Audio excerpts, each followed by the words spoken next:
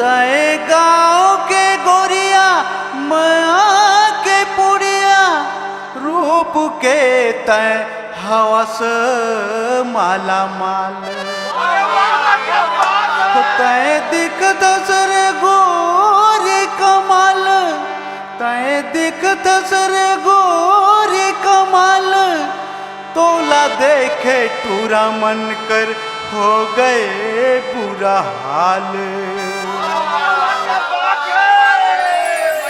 क्या बात है, आज तो मजा आ जाही, आज तो मजा आ जाही। नया नया टूरी आई है बन सवर के भाई।